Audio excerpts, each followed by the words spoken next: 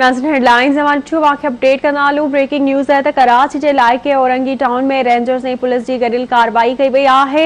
Rangers तर्जमान जो चवणु है तो कार्रवाई दौरान फुर्जी वारदातुनि में मुलविस जवाबदार नौमान ॾाॾा गिरफ़्तार कयो वियो है। जवाबदार के CCTV फुटेजिस की मदद से गिरफ़्तार कयो वियो है। गिरफ़्तार जवाबदार के पुलिस हवाले कयो वियो है। वाक़िया अपडेट कंदालू।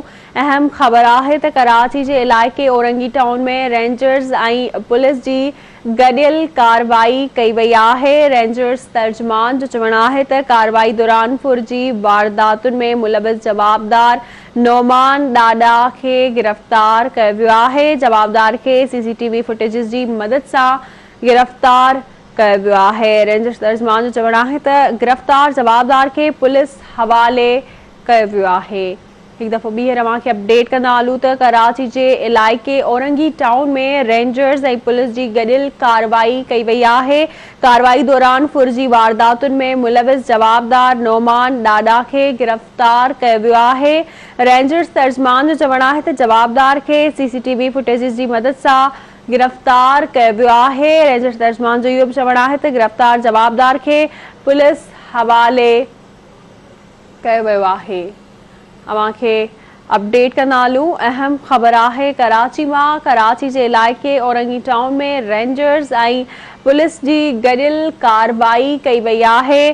कार्रवाई दौरान फुर्जी वारदातुनि में मुलविस जवाबदार नौमान ॾाॾा के गिरफ़्तार कयो वियो है। जवाबदार के CCTV फुटेजिस की मदद से गिरफ़्तार कयो वियो है। रेंजर्स तर्जमान जो चवणु है तो गिरफ़्तार जवाबदार के पुलिस हवाले कयो वियो है। तफ़सील मालूम कंदासीं कराची में महताब शरखा। जी महताब। जी बिल्कुल संजय मां ॿुधाए हलूं त कराची के इलाइक़े औरंगी टाउन में रेंजर्स ऐं पुलिस की गॾियल कार्रवाई की है। कार्रवाई दौरान फुर्जी वारदातुनि में मुलविस जवाबदार नौमान ॾाॾा गिरफ़्तार करे रेंजर्स के हवाले किया वियो है। रेंजर्स तर्जमान जवाबदार नौमान ॾाॾा के बारे में बुधाया तो केतरनि केसनि में घुर्बल हो जवाबदार के CC फुटेज जरिए मदद से गिरफ़्तार किया वियो है। गिरफ़्तार जवाबदार के पुलिस हवाले किया वियो है। ॿुधाए हलूं त केतिरनि मुख़्तलिफ़ इलाइक़नि में अॻुवान ऐं केसनि जा फुर जा केस दाख़िल आहिनि। गिरफ़्तार करे टीम है गिरफ़्तार करण पुलिस जो चवणु आहे। वधीक जांच कई पई। जी वरी मेहरबानी मुझे अपडेट करण लाइ।